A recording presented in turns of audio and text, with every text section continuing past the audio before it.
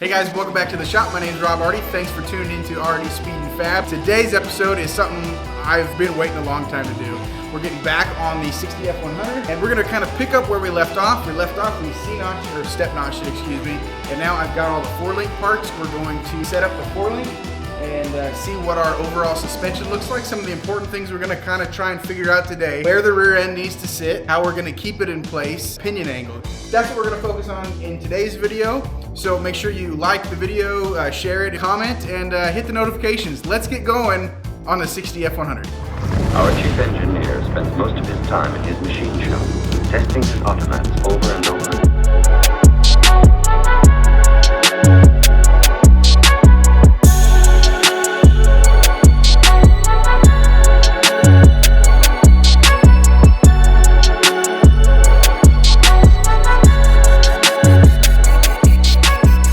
Alright guys, so here are the parts that we have for the 60 F100.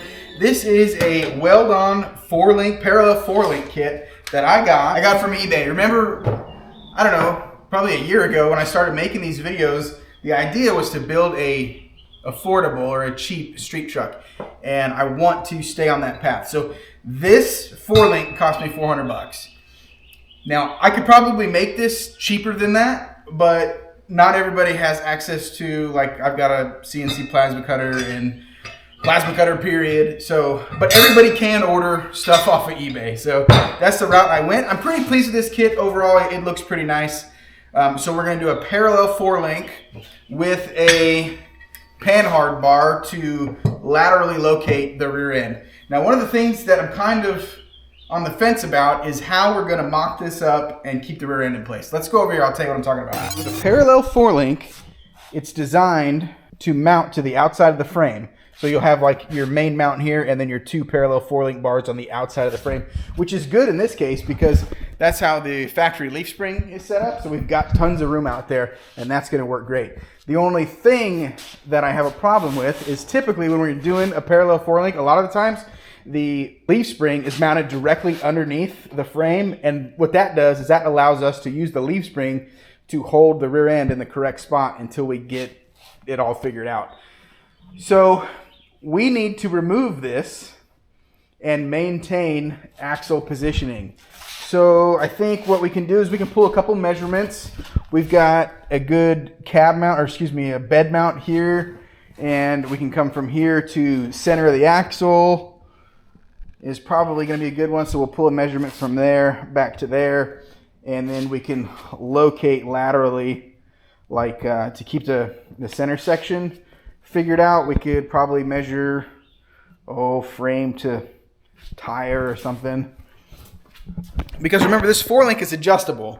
We need it as close as we can get it, and we're going to put everything together where all the adjustments are like midway on its travel. That way we've got like an inch either way. Like say if we need to shift the rear end over or front or aft or pinion angle or whatever, we can do that.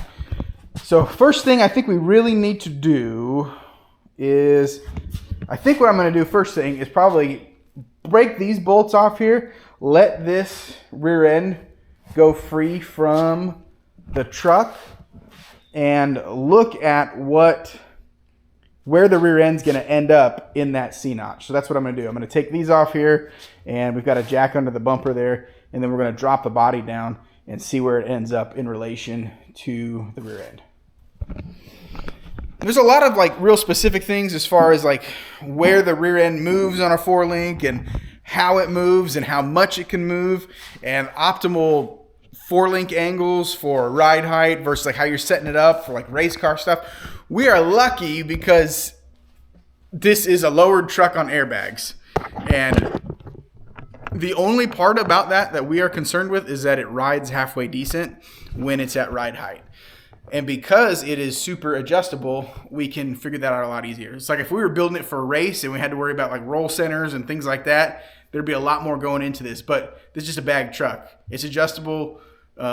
It's meant to look cool more than anything. So let's get that thing, those nuts busted off, and we'll get that thing set down.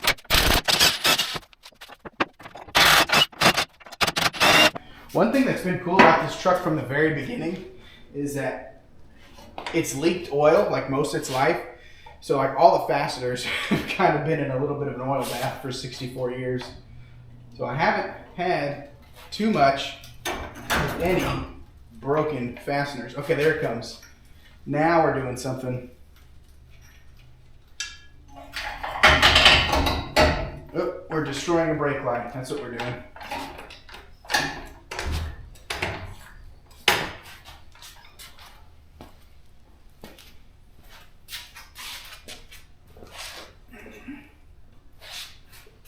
Okay, so clearly what we got going on here is no good.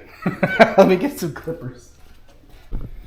Okay, didn't really think that one through. I mean, it went low like I thought it would, but what it did do is, since this is a pivot point now and it's acting here, of course, like 2 points, it's going to act in an arc. So once it gets midway to the arc, it started to change the pinion angle drastically on that thing. So what I need to do is put it back up where it was, slide those bolts back in, pull my measurement for the rear end and just write that down. And then I'm gonna have to pull the leaves off and we're just gonna have to muscle the thing around. It's a big old heavy 9-inch, so we're gonna have to muscle it around to get it where it needs to be on this truck, which is basically at ride height. I want the rear end centered in the notch, because I built the notch centered over the rear end at ride height. So that's what I want. So I'm gonna check it back up and we'll put it back together. I'll pull my measurement. If I was a smart man, I would have pulled my measurement before I took it apart, but I'm not. But it looks cool to see it down that low. Okay. All right. So we can pull measurements to center there. We got that tape. We can go. Dang. You know what we need to do? We need to mark center on that axle tube. First. This doesn't need to be super accurate because, like, as far as the center, that doesn't need to be super accurate because we're just pretending that's the center, and that measurement is going to remain constant. We know it's at center, even if that mark's not at center, and that measurement is like 3/8 of an inch off even. It won't be, but even if it is off like that, it doesn't really matter as long as that measurement remains consistent. I hope that makes sense.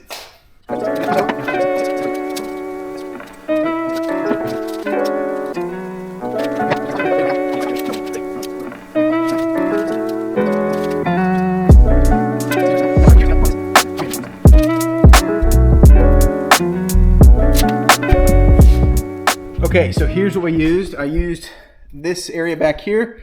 I put the tape underneath that rivet right there and then flat up against the back of that bracket, and I brought it to that center line mark right there. And it was 26 1/4 from that reference line to that center line.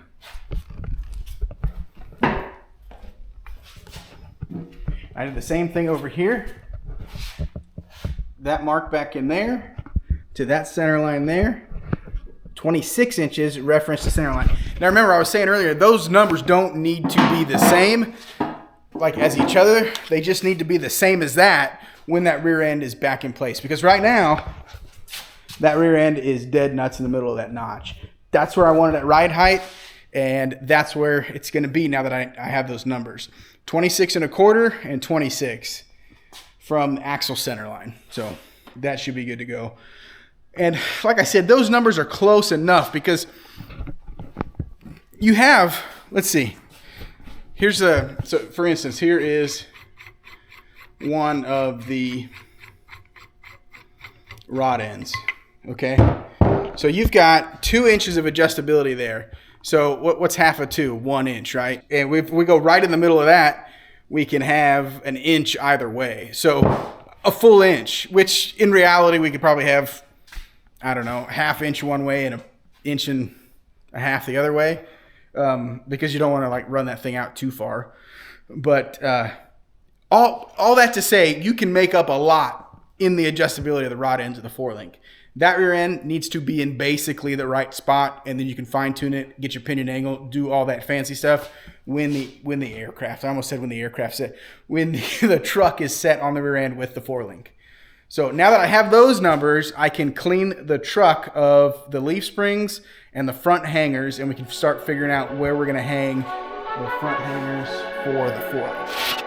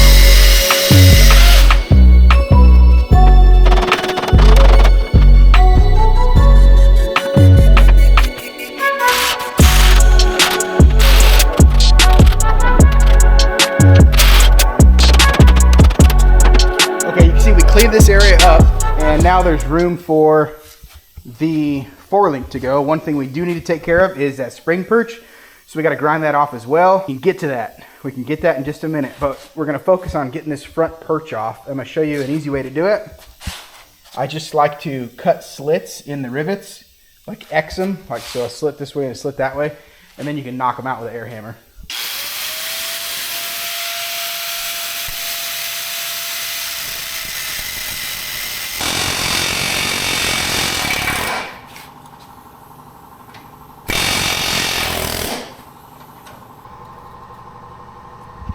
Little crusty buddy. You old motorboating son of a gun, you. We got her motorboating.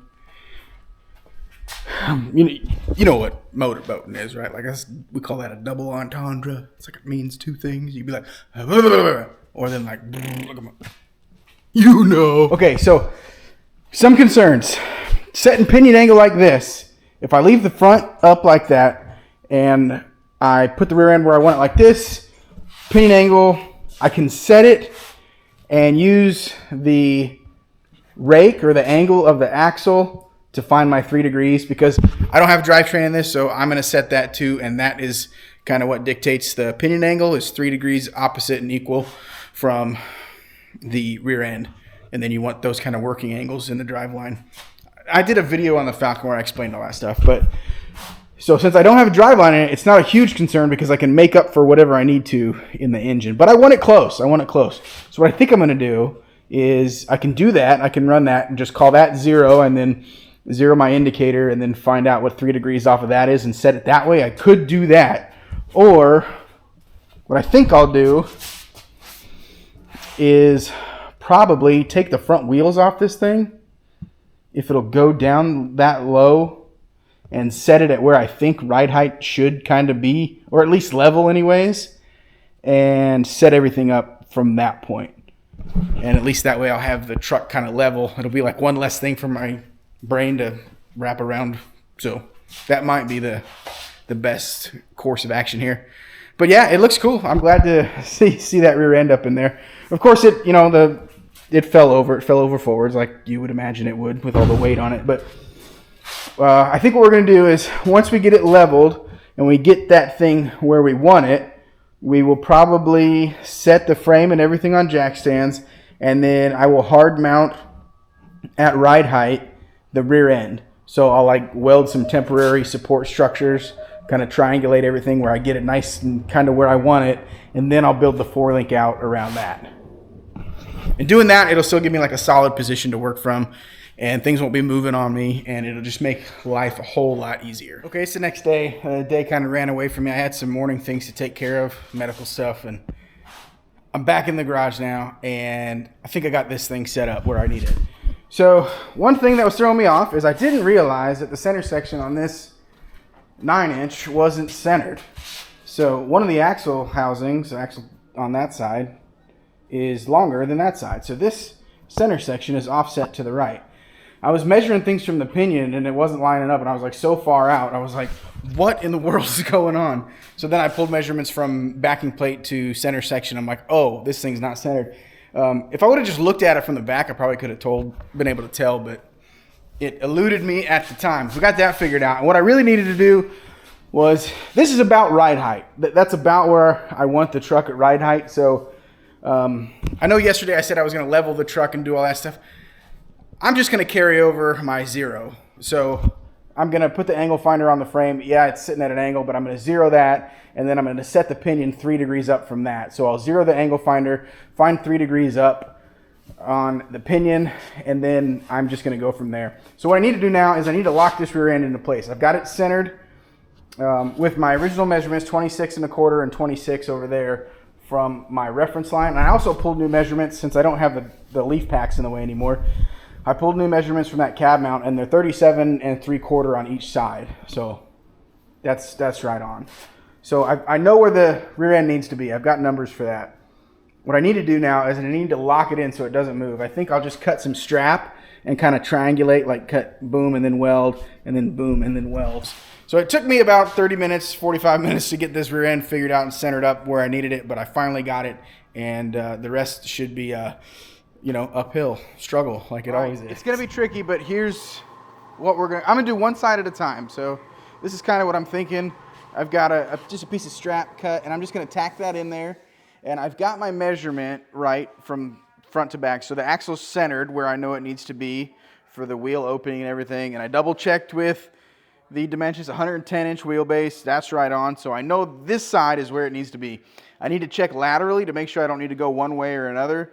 So I need to double check that, and then I'm going to tack that side up, and then I'll do that side. So my next move right here is to check left and right with the tape and ensure that's good to go, and then I'll drag the welder over here and we'll just tack it. Okay, I've decided, after chasing my tail a little bit, I've decided to put the rear end on jack stands, and that way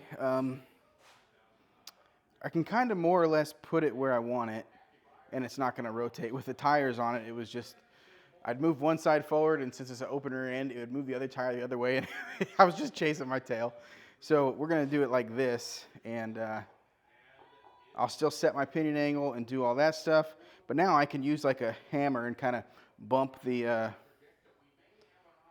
stands around, and that way I can get that rear end exactly where I want it. 26 1/4. Okay.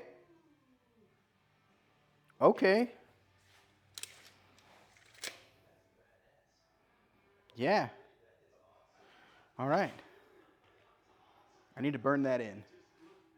That took some doing, but it turned out the easiest way to do it was just to put it up on the stands and then smack the stands around with a dead blow and kind of get the whole thing to shift around and move. But it's right where I want it now, so that's good. And it's basically at ride height. Putting it up on the jack stands did bring it up a little bit more, which is good. I was kind of compromising a little bit with where it was before, saying that was at ride height, but this is pretty close to where I want it to ride. So I'll probably do middle of the suspension travel and kind of set it up in that neighborhood. But yeah, we're cooking with grease. So I'm going to get the welder over here, cut a couple more tabs, and then weld it up, or tack it up. I'm sorry, I did it again.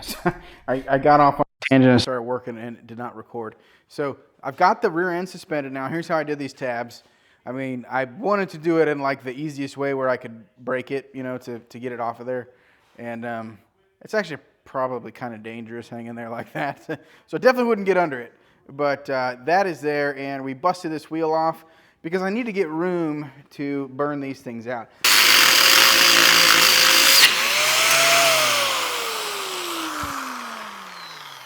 Wow. I almost ate shit on that one. I never run this thing like that. I got lucky there. So what I was doing is you always want to run a grinder or a cutoff wheel if you're going to side load it like this. That way it shoots sparks at you and it wants to pull the machine away from you if it grabs. I was being lazy. I was running it this way So what it wants to do is push the machine at you and shoot the sparks away from you. So sparks towards you, good. Sparks away from you. Don't be a dumbass like I am. I saw that piece go flying. It went like shing. So that's oh,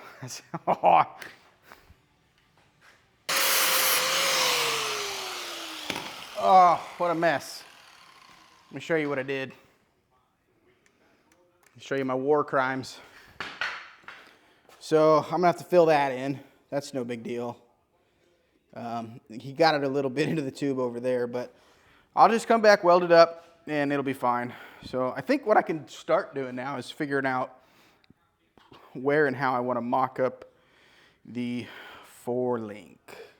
So here's a question. Do I put the rear 4-link bar with that 3-degree nose up on the pinion?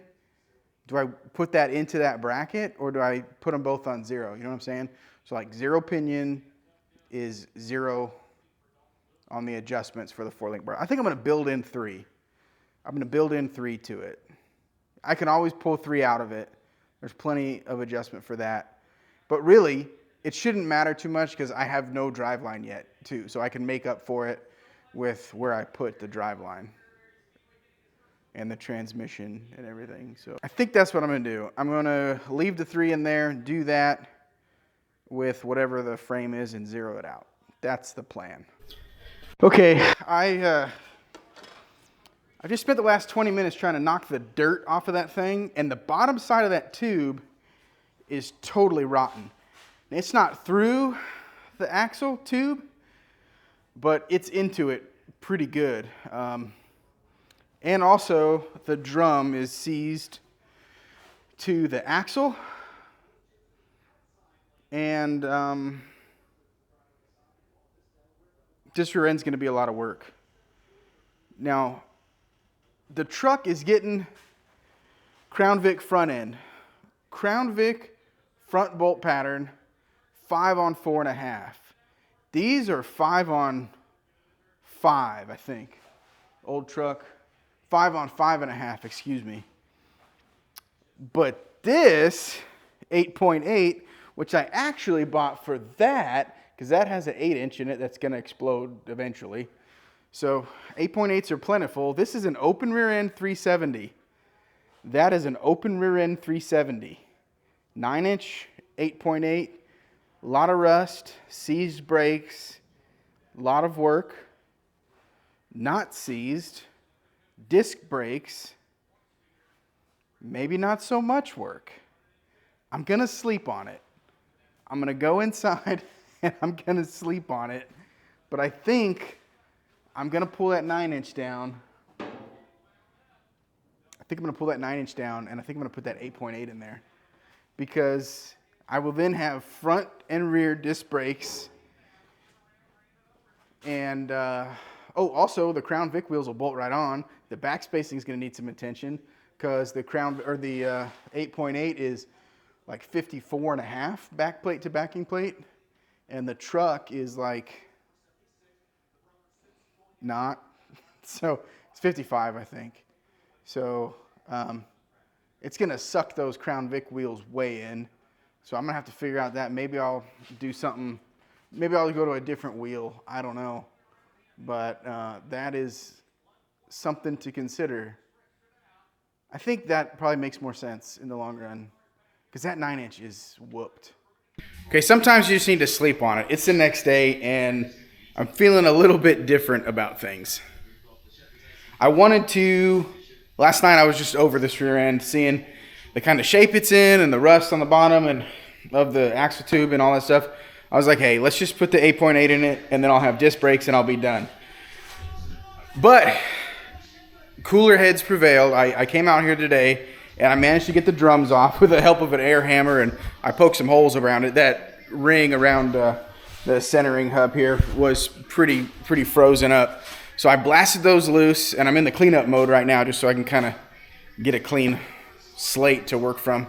But I was talking to my dad, and my dad's an old school guy, so he's like, hey, let me have that center section if you're getting rid of that rear end. I'm like, okay, you can have it. But anyways, I got out here, and I thought those brakes were empty, but they're loaded. So I have all the brake parts that I need as far as like levers and adjusters and all that stuff. It's all in there on both sides. So the brakes are trash, but I think a brake kit for this old stuff, the drums are like 30 bucks a piece, so there's 60. I'm sure I can get wheel cylinders and springs for another 60. So I think 120 bucks I can have brand new brakes on the rear of this truck. But Dad was like, hey, how long has that been sitting? And I said, I have no idea. He said, let's pull the center section out and take a look at the ring gear, because he's had a set go bad where the condensation, or the top of the ring gear, is out of the oil, and the bottom of the ring gear is in the oil, and the condensation in the case trashed the top end of the gear.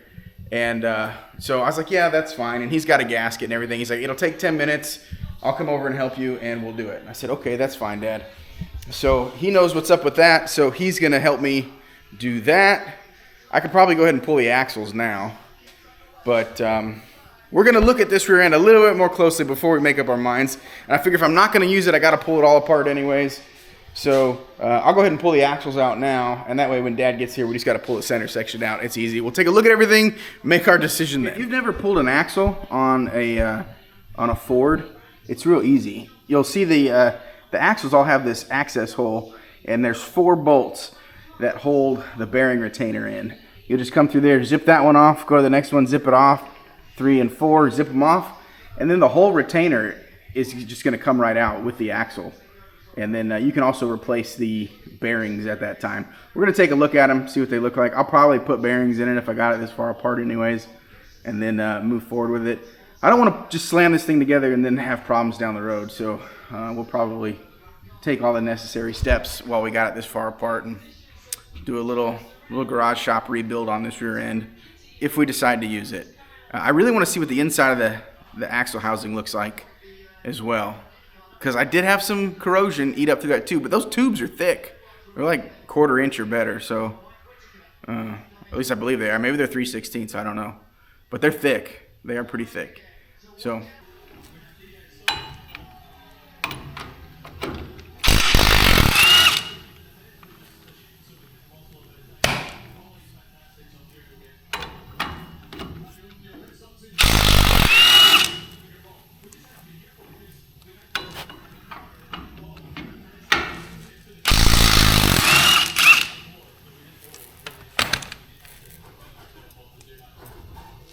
okay, now this is going to be stuck.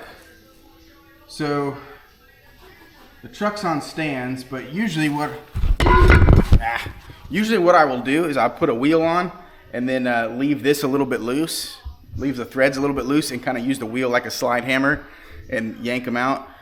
But the car is up on stands and the rear end is tack welded in, so I got to find a more finesse maneuver to get that done.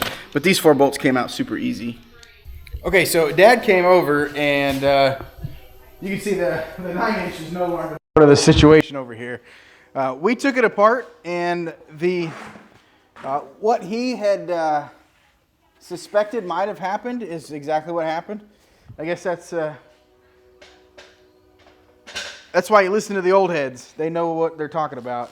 So since the truck had been sitting so long, half of the ring gear was out of the fluid, and due to that, where's my towels? Due to that fact, the top end of the ring gear was corroded, so it was trash.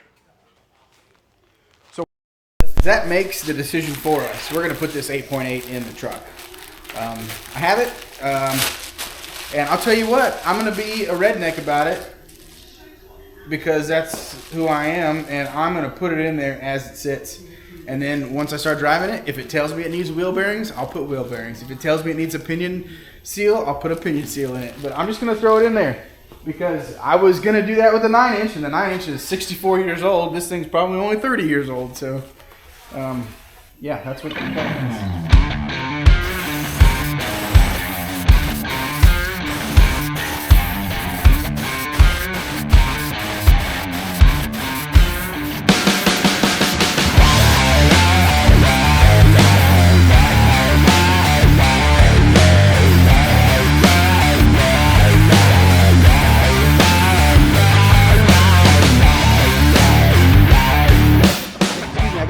up a little bit more and get it kind of situated on my angles and all that stuff. But man, there is a lot more to an 8/8 than there is a 9-inch. I mean, I got to get it cleaned off. The brake lines and all that stuff are in the way, and then it's got goofy bracketry over there and all these sensors and whatnot. I got to get rid of all that stuff. It's in my way. I don't need that, so I'll clean that up. Gonna have to figure out probably what the numbers on those suckers are and how I want to do that for brakes, but I can figure that out. That's no huge deal. But yeah, it's in there now, and this is going to work pretty good. Only problem is this sucker is narrow, and with the offset on those Crown Vic wheels, man, that sucks it in a lot. So I'm going to either need to run different wheels or a lot of spacer, which I'm not opposed to a bunch of spacer. I know some people think it's a crazy idea, but I mean, look how far sucked in the front wheels are. I don't know. We'll see. It's going to look a lot different with the Crown Vic front end on it because it's a little bit wider. But this is together. I think that's where I'm going to stop for the day. That 9-inch just wasn't going to work. This is definitely the way to go.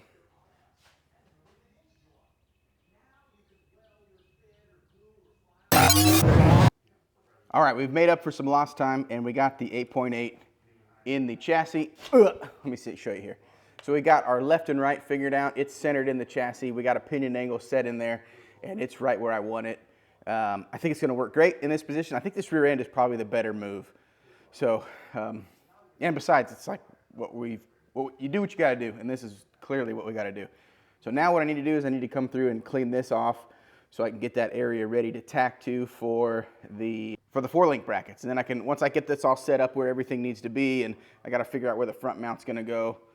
And then after that, I'll come through, and I noticed that these sway bar brackets are super close to the notch. So I'll probably come back through and buzz those off as well. And then we can drop the rear end down with the 4-link, and I can clean that up. But that's going to wait. We got to get this mocked up. So that's the plan for right now. All right, we got a pretty good fit here. Let me show you. We had to open it up a little bit, but yeah, I'm pretty happy with that. So that's fine. So what I need to do now is figure out on here. Let's see. Let's go ahead and we'll zero that out. Let's see. Oh, we're basically zeroed. All right, so got to figure, do I want, like how far out do I want, number one. So it should be like an even number between the two sides. Let's try 3 inches and see. Oh, 3 inches is way too much. Like 1 3/4.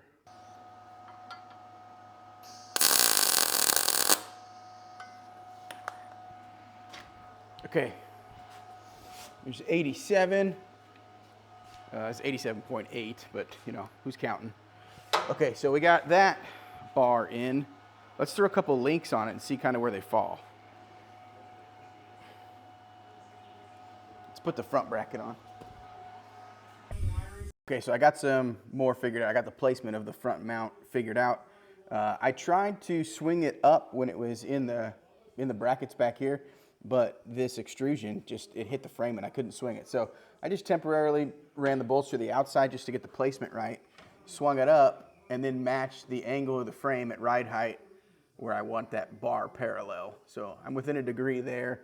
The frame's at a degree. So that's where I marked it out. And we'll cut that out and see. I don't think there's even anything inside of it that I got to worry about. But yeah, we'll cut that out and get that mocked up, tacked into place, and keep moving forward.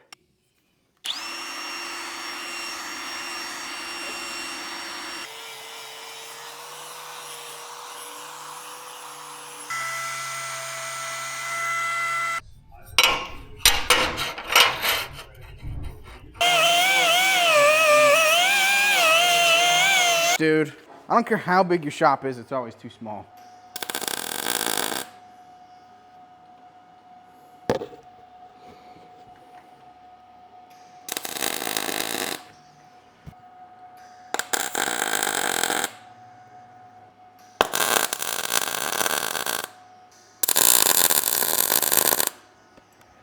These don't need to be perfect, but they need to be close. Especially since you're using rod ends, you do have a little bit of like wiggle room, like left to right, but it'll eat up bushings if it's too far out. If it's a Heim joint rear end, you can get away with a little bit more because it moves in that area, but you kind of gotta nail it with these unless you want to be going through rod ends all the time. You gotta do that from the inside, I guess. There's no way to get under it. We'll have to get the other side tacked up, mocked up, and then we will move to the panhard bar, and then we can just finish weld it out. So yeah, now we're actually at the easy part. Setting it up is the hard part. That takes forever because you want to get it right, like I kind of explained. But yeah, we're in the ballpark. We're in the home stretch. We're in the home stretch. So moving right along. So I did make a mistake here. That hole is about 1/4 inch too low. So I scribed a new line. I don't know if you can see it, but there's a new line in there. And I need to bring it up. And then I guess I'll just have a gap to fill in the bottom. And it's okay because it comes with a gusset plate. You know, you got to put this gusset plate on there too. And that kind of helps everything. It's going to be fine. I just wish I had not have done that. But what do, you know? Either that or I could come back through here and then weld. I might do that. Weld up 1/4 of an inch on to the bottom side. I could probably do that. That wouldn't take too long.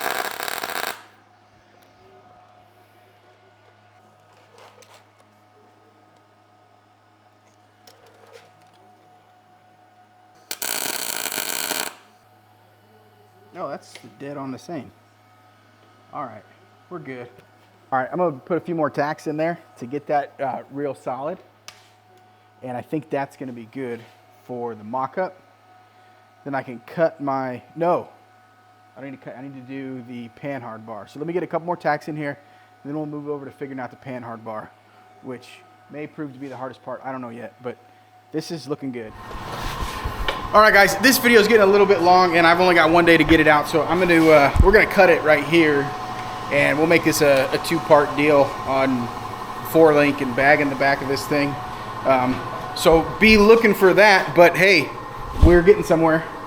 We've got our parallel bars mocked up and tacked into place on our, look at this thing, man, this is so cool, on our old pickup truck here. Let's talk about this thing in the comments. What do you think about this old truck? What did I do wrong? What did I do right? Let's talk about it. And we'll jump back on this one. You'll see another video probably next week on this with the remainder of this. With all that said, guys, thanks for your support, and we'll see you on the next one. Thanks for coming around.